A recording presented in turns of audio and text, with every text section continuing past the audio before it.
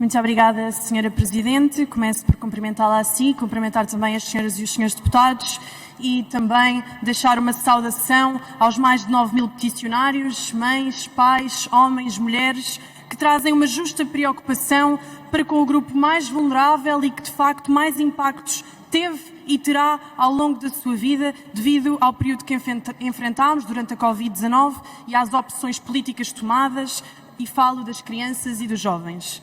De facto, o Chega acompanha as preocupações vertidas nesta petição e lamentamos, acima de tudo, que não tenha existido um debate amplo e livre sobre as opções tomadas. Não houve efetivamente a oportunidade de se falar abertamente sobre os benefícios ou as consequências da escolha, e dizemos que efetivamente deveria ter sido uma escolha e não uma imposição, mais que não seja pelo alarmismo, pelo terror gerado e pelas liberdades que foram suprimidas aos portugueses e que só poderiam ser reconquistadas mediante a toma de uma vacina ou a apresentação de um certificado. Grave também, senhores deputados, é vermos a liberdade de pensar suprimida, porque efetivamente quem ousou questionar e pensar criticamente foi automaticamente categorizado como negacionista, chalupa, doidos anti-vacinas, apenas e só por se questionarem sobre riscos e benefícios do que, eu repito, deveria ter sido uma escolha consciente de saúde. Vimos redes sociais banirem discursos, policiarem posts, numa censura permanente, e esta casa permaneceu em silêncio. Eventualmente até acredito que pais e mães aqui se questionaram e tiveram receio se efetivamente os seus filhos deveriam ou não ser vacinados, mas que não tiveram coragem de verbalizar por medo de serem cancelados ou censurados. E isto deve-nos levar a uma reflexão. Que democracia é esta? Que ditadura de higiene sanitária é esta que limita a liberdade de expressão? Mais, que ditadura sanitária é esta que mantém os contratos de vacinas ainda não publicados no portal base? Que ditadura sanitária é esta que chumba a comissão de inquérito para a verificação e avaliação do período de Covid-19 apresentada pelo Chega? Afinal, senhores deputados, o que é que há a esconder sobre este período? Por isso, sim, o Chega preocupa-se com os episódios de miocardites e outros eventos adversos que ainda não foram estudados e que também ainda não conseguimos compreender o real impacto, sobretudo a médio e longo prazo.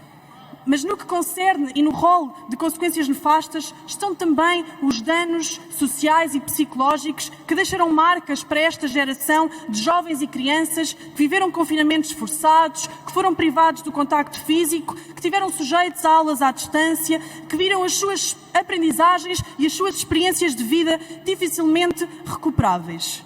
Um estudo recente da OMS diz-nos que os adolescentes portugueses estão cada vez mais infelizes, sendo que 1 em cada 4 jovens portugueses diz que não é feliz. Mais, 1 em cada 6 jovens portugueses já se automutilou. E estes são dados que nos têm que fazer tremer. Têm que nos fazer tremer. Mais que não seja, deveriam de fazer o Partido Socialista tremer, porque no plano de recuperação de aprendizagens, face a este período, quase negligenciou a saúde mental. Mais, chumbaram as propostas do Chega sobre o cheque de psicólogo, aliás, e sobre o reforço de psicólogos nas escolas em sede de Orçamento de Estado, com o apoio da abstenção do PSD, da IEL, do PCP e do LIVRE. Mas o Chega vem a jogo de novo e pede que, de facto, haja um rastreio generalizado da saúde mental das nossas crianças para percebermos o real impacto desta pandemia. Que estas crianças não sejam privadas do acompanhamento prolongado que possa ser necessário. Que haja o número necessário de psicólogos nas escolas e que, quando os serviços públicos falharem e não forem suficientes, se possa olhar para os privados e para o setor social como parceiros estratégicos. Resta saber quem realmente quer defender as crianças ou não. Obrigada.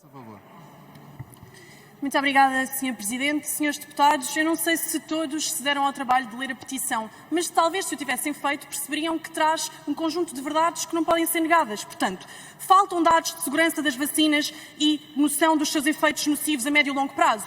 Faltam dados que nos provem porque é que há uma taxa excepcionalmente alta de efeitos adversos desta vacinação face a outras. Sim, é antiético vacinar crianças para proteger adultos. Sim, é antiético usar as crianças para experiências laboratoriais. Sim, e portanto, afirmar isto é de elementar justiça e é sempre legítimo questionar em democracia. O que não é legítimo é vermos senhores deputados chamarem peticionários de chalupas. O que não é legítimo é verem senhores deputados deputados do Bloco de Esquerda que não leram a proposta do Chega e por isso não percebem porque é que falamos de saúde mental, virem fazer um conjunto, uma salada russa de ideias para depois desvirtuar aquilo que foi dito ali de cima. Portanto, senhor deputado, se só tem 5 elementos no seu grupo parlamentar e se não tem assessores suficientes para fazer o seu trabalho, é um problema que é seu. Mas não venha mentir aos portugueses. E depois, dizer ainda que a vacinação foi opcional e voluntária é mentira. As pessoas viviam em prisão domiciliária, não podiam aceder a restaurantes, a espaços de lazer,